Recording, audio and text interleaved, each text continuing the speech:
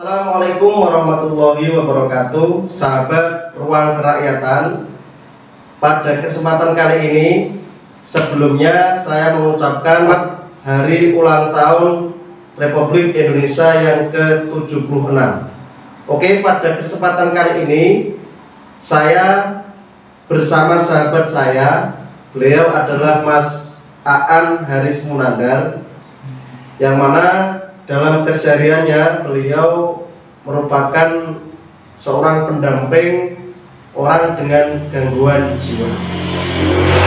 Perlu kita ketahui bahwa selama ini ODGJ atau orang dengan gangguan jiwa ini kerap mendapat diskriminasi dari masyarakat karena sering berperilaku yang menyimpang. Bagaimana tentang ODGJ yang sebenarnya? Mari kita tanyakan kepada pakarnya, kepada ahlinya.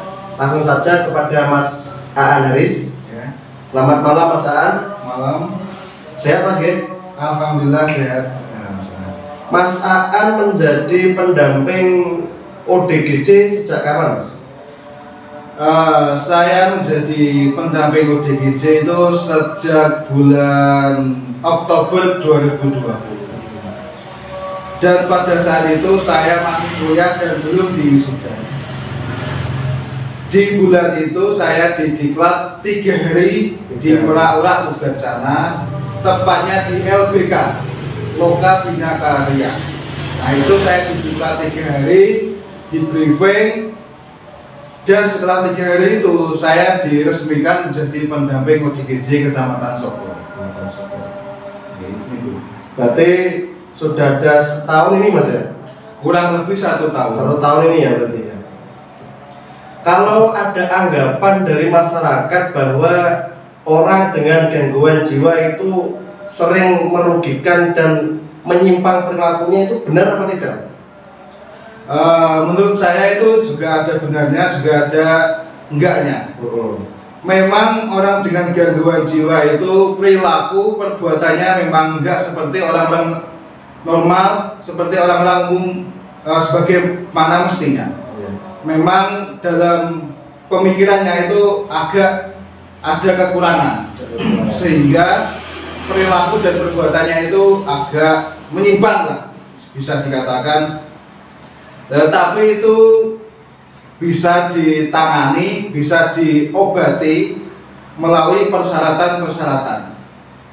Pertama yaitu biasanya harus menghubungi puskesmas, habis itu dikasih obat. Nah, kalau dikasih obat puskesmas itu sudah baik, maka berobat jalan di puskesmas saja. Nah itu memang anggapan-anggapan itu bisa banyak terjadi di masyarakat kita, karena memang kebanyakan ODGJ itu ya perbuatannya seperti itu, perbuatan perilakunya memang seperti itu di masyarakat, menyimpang seperti itu. Jumlah ODGJ, jumlah orang dengan gangguan jiwa yang ada di kecamatan Anda ini ada berapa orang? Kalau ditanya berapa ODGJ di Kecamatan Soko itu paling banyak di Kabupaten Tuban. Kecamatan Soko itu Paling banyak di Kecamatan Soko? Paling banyak di Kecamatan Soko, tepatnya itu 156 orang dengan gangguan jiwa. Iya. Di posisi di rumah atau di rehabilitas? Nah itu ada macam-macam. Ada yang di rumah, ada yang psikotik. Psikotik itu yang ada di jalanan dan nggak memiliki rumah. Dan juga ada yang di rehabilitasi. Nah itu. Tapi program kerja saya itu masih yang tahap berbasis keluarga, yaitu yang masih punya keluarga dan yang masih punya alamat lengkap dan jelas. Berarti ketika ada orang gila atau orang dengan gangguan jiwa yang berada di jalan raya, itu apakah juga tugas Mas Haris? Nah sebenarnya itu ini sudah dirapatkan sama teman-teman dan kepala, itu rencana lebih lanjut ingin melangkah ke situ psikotik, yaitu ODGJ yang ada di jalanan. Kemarin dirapatkan di Dinsos sana membahas terkait itu. Berarti masih dalam musyawarah gitu ya? Masih dalam musyawarah. Kira-kira orang yang berada di jalan raya, orang gila yang ada di jalan raya itu dimusyawarahkan. Masih dimusyawarahkan. Pendamping orang dengan gangguan jiwa, tantangannya apa Mas untuk masa-masa sekarang ini? Sebenarnya itu biasa saja. Tantangan terberat itu memang konsistensi di diri saya sendiri ini. Konsistensi itu memang menjadi tantangan berat. Dikala ada laporan penanganan ODGJ banyak, seperti di desa ini ada, di desa ini ada. Nah itu tantangan terberat ada di diri saya sendiri, yaitu konsistensi. Nah, kalau untuk penanganan itu menurut saya sudah biasa, karena saya juga tidak bekerja sendiri, tidak menangani sendiri. Ada pihak luar yang menjadi penyokong. Ada pihak orang yang menjadi penyokong. Pertama, perangkat desa. Perangkat desa itu juga bertanggung jawab dalam penanganan ODGJ. Yang kedua itu pihak puskesmas atau pihak kesehatan atau nakes. Dan yang ketiga pihak pengamanan desa, Babinsa, Babin Kamtimas. Dan yang keempat itu keluarga. Nah itu stakeholder itu paling berperan dalam penanganan ODGJ. Saling bersinergi. Saling bersinergi. Berarti Mas Haris ini tidak bekerja sendirian, artinya harus ada sinergitas antara beberapa stakeholder itu ya.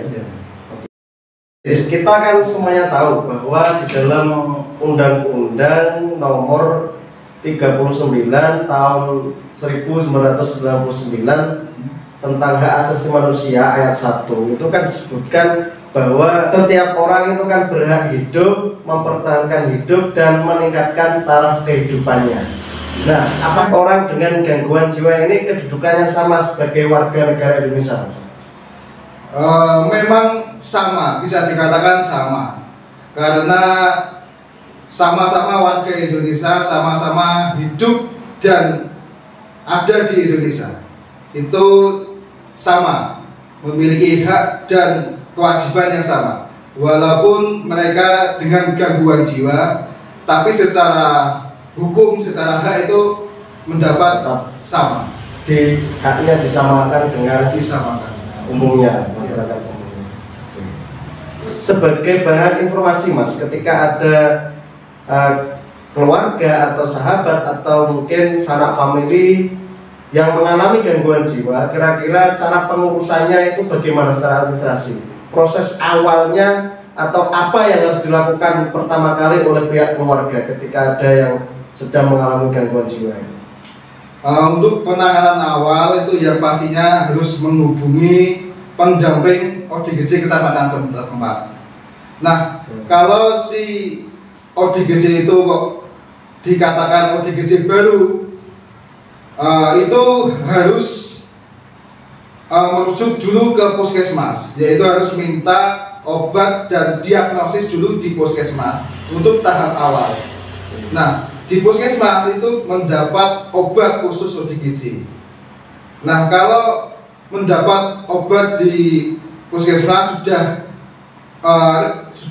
agak sembuh, itu ya di berobat jalan saja. Oh gitu. Di berobat jalan di puskesmas saja. Tapi kok kalau sudah mengkonsumsi obat dari puskesmas kok belum ada keringanan dalam penyakitnya, itu bisa dirujuk ke rumah sakit jiwa menur. Dan persyaratnya tadi pertama harus menghubungi pendamping ODGJ kecamatan setempat, habis itu koordinasi sama pihak desa, pihak keluarga dalam mengumpulkan persyaratan tersebut tadi. Nah gitu teman-teman, bila mungkin ada orang dengan gangguan jiwa mungkin bisa diarahkan ke pendamping ODGJ yang ada di kecamatan masing-masing, karena di setiap kecamatan pasti ada Mas ya? Iya pasti ada. Kemudian Mas Haris, ini yang terakhir Mas, orang dengan gangguan jiwa ini kira-kira dijamin oleh negara apa tidak Mas? orang dengan gangguan jiwa ini ya bisa dikatakan dijamin di negara ini, karena orang dengan gangguan jiwa ini kan dikategorikan disabilitas. Nah, di tahun ini alhamdulillah di daerah Tuban ini bupatinya juga bisa dikatakan fokus dalam penanganan disabilitas. Dan disabilitas itu disabilitas umum, bukan hanya disabilitas mental, disabilitas fisik, habis itu mental itu. Dan di negara, kalau bicara lebih lebar lagi, di negara ini juga orang dengan gangguan jiwa, orang dengan disabilitas itu juga diprioritaskan seperti itu. Dijamin oleh negara gitu ya berarti ya. Dan itu orang dengan gangguan jiwa, orang dengan disabilitas itu juga ada bantuan sosial khusus bagi penyandang disabilitas mental. Oke teman-teman, jadi perlu kita ketahui bahwa setiap orang, setiap warga negara yang ada di negara ini pada hakikatnya mendapatkan hak dan perlakuan yang sama, karena kita sama-sama rakyat Indonesia, sama-sama minum air dari tanah negara Republik Indonesia ini. Oleh karena itu di Hari Kemerdekaan Republik Indonesia yang ke-76 ini, mari kita untuk berjuang dan mengisi kemerdekaan sesuai dengan bidang dan tugas kita masing-masing. Tetap semangat bersama Mas Aris, seorang pemuda yang luar biasa memberikan kontribusi yang baik kepada sekitar, kepada masyarakat, dan tentunya di bidangnya yaitu penanganan, pendampingan orang dengan gangguan jiwa. Mas Aris mungkin ada pesan untuk sahabat Ruang Kerakyatan? Pesan-pesan sedikit untuk netizen ya.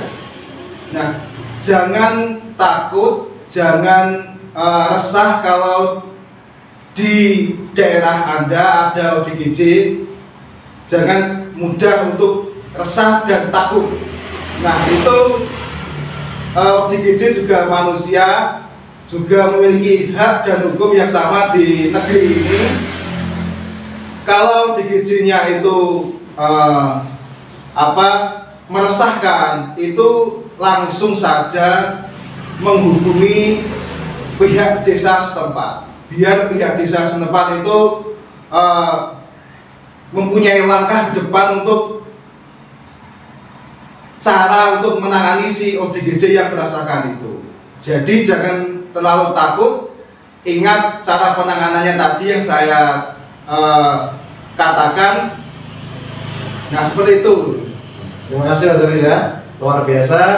Oke teman-teman, mungkin cukup sekian mengisi kemerdekaan pada episode yang kedua di channel Ruang Kerakyatan. Tetap semangat dan semoga kita semuanya tetap dalam keadaan sehat dan terhindar dari pandemi COVID-19. Oke, terima kasih. Matur nuwun Mas Aris. Siap. Wassalamualaikum warahmatullahi wabarakatuh.